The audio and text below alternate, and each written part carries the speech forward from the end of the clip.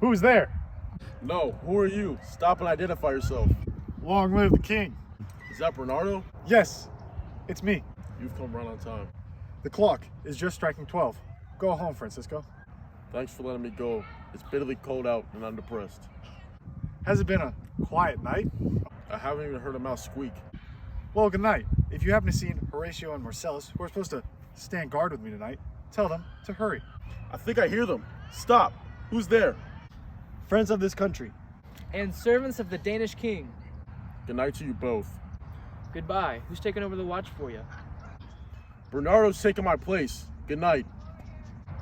Hello, Bernardo. Hello. Is Horatio here too? More or less. Welcome, Horatio. Welcome, Marcellus. So tell us, did you see that thing again tonight? I haven't seen anything. Horatio says we're imagining it and won't let himself believe in anything about this horrible thing that we've seen twice now. That's why I've begged him to come on our shift tonight, so that if the ghost appears, he can see what we see and speak to it. Oh, nonsense. It's not going to appear. Sit down for a while That's pretty good. and let us tell you the story again of what you don't believe. Let us sit down and listen to what Bernardo said. Well, it was last night at this very spot at about 1 o'clock. Marcellus and I. Quiet, shut up, it's come again. Looking just like the dead king. You're well educated, Horatio. Say something to it. Horatio, doesn't he look like the king? Very much so. It's terrifying. It wants us to speak to it. Ah! Ask it for something, Horatio. What are you walking at night like the dead king of Denmark? It looks like you offended it. Look, it's going away. Okay, speak. I order you to speak. It's gone. It won't answer now. What's going on, Horatio? You look scared. Didn't you agree to this? I swear to God, if I didn't see this with my own eyes, I wouldn't believe. Doesn't it look like the king? Yes, just like the king, armor and all. It's happened like this twice before, at the same time. I don't know how to say this, but this looks like bad news for us. All right, let's sit down and discuss that question. Somebody tell me why the strict schedule of guards has been imposed, and why so many bronze cannons are being manufactured in Denmark, and so many weapons brought from abroad. And why should the shipbuilders are so busy and they don't even rest on Sunday? Is something about to happen that warrants working in the night? And who can explain this to me? I can, or I can at least describe the rumors. As you know, our late king, who we just saw as a ghost, was the great rival of Fortinbras, king of Norway. Fortinbras dared him to battle. In that fight, our courageous Hamlet killed old, who surrendered all his territories along with his life. If our king had lost, he would have had to do the same. Now, Fortinbras' son has gathered a bunch of thugs from the outskirts of the country. For some food, they're ready to fight for Fortinbras' lost land. As far as I understand, that's why they're posted here tonight. I think that's exactly right. That would explain the ghost of the late king who really started these wars.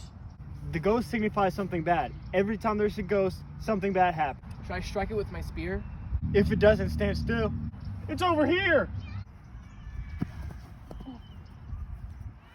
It's gone. We were wrong to threaten with violence. Our attack was stupid anyway.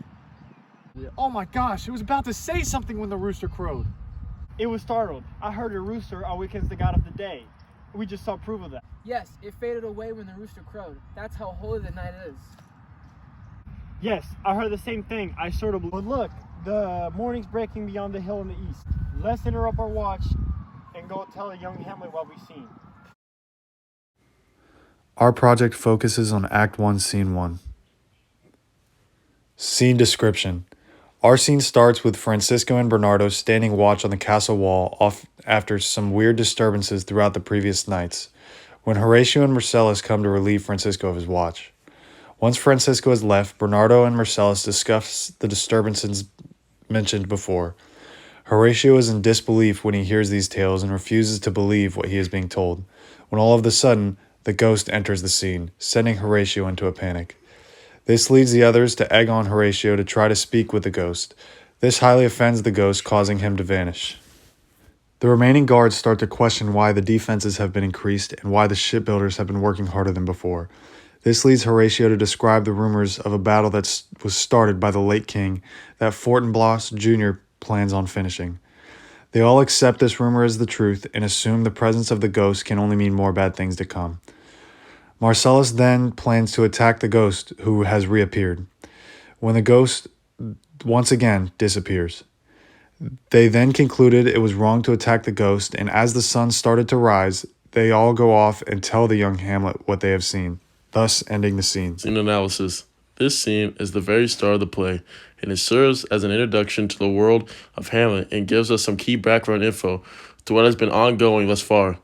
This all leads to the introduction of the ghost who becomes an essential character throughout the remainder of the play. The end of the scene also foreshadows the introduction of Hamlet to the ghost who happens to be his late father, thus leading us to the true purpose of the play. Ghost. The specter of Hamlet's recently deceased father, the ghost who claims to have been murdered by Claudius, calls upon Hamlet to avenge him.